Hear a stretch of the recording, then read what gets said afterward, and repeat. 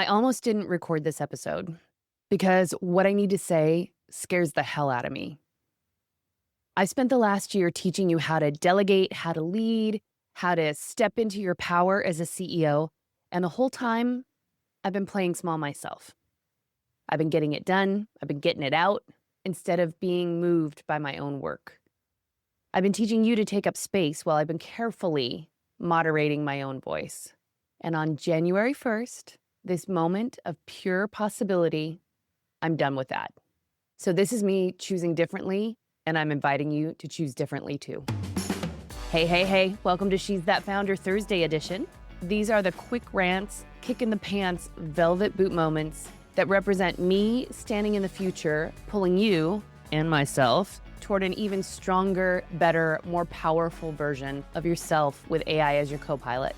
I'm Dawn Andrews, and today we're talking about who you choose to be when everything feels like it's falling apart. Here's the truth I haven't been saying out loud. I do not support President Trump. I don't support his government or his Project 2025 agenda. I wholeheartedly disagree with what he and his team are doing to immigrants, to women, to marginalized communities, and to our democracy. I'm concerned for our democracy and the future of our country. And I believe women of all ages need to be visible, vocal, and engaged. There, I said it. And you know what's wild? I have been terrified to say that. Afraid that I'll lose clients, afraid that I'll be targeted, afraid that I don't know enough to defend my position intelligently enough. So instead, I've been playing it safe, keeping my head down, moderating my voice. And here's what hit me this week. I've been teaching you to do the exact same thing. And that makes me a little nauseous. When I self-censor out of fear, I'm teaching you that women should modulate their voices, that we should stay safe and fly under the radar, that our truth isn't enough unless we have every fact, every argument, every defense perfectly lined up. And that is not the lesson I want to leave you with. At best, it's mediocre. And at worst, it's enabling others to seize control and dictate who we're supposed to be and what our country is supposed to be. Here's what I know from years of work with landmark education. Who you're being creates everything. When you collapse into a headspace of there's no possibility here, there's no choice, the outcome is inevitable, I just need to ride this out, we just need to wait a couple more years, we just need to just hang on, then we're done.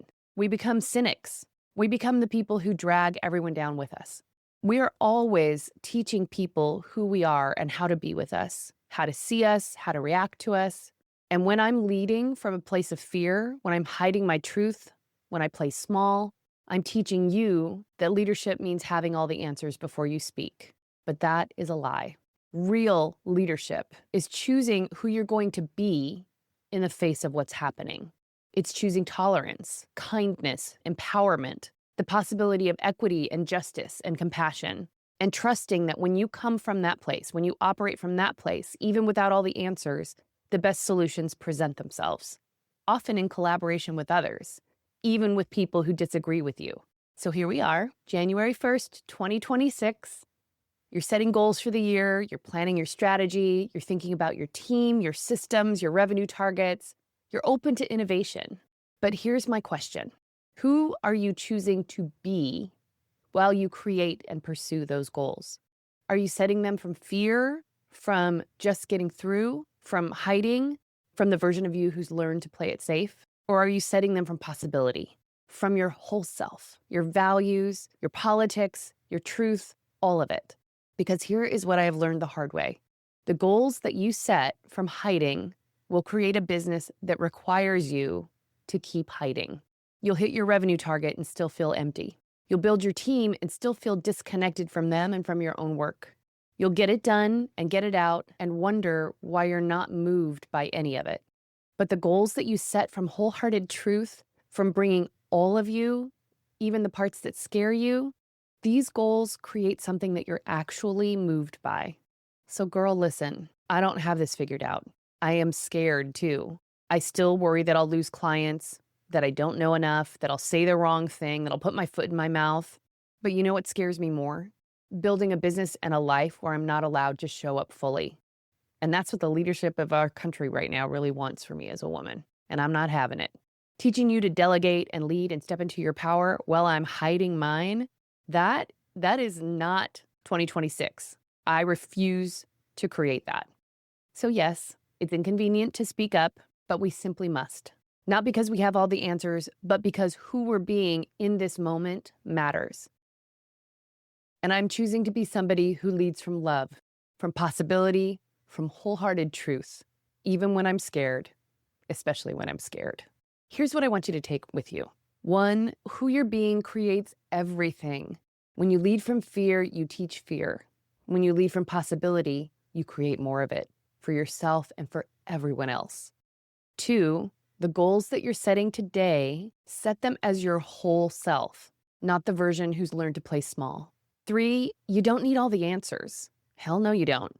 But you need to choose who you're going to be and trust that the solutions will emerge. So if this fired you up and you're ready to stop hiding in 2026, I want to hear from you.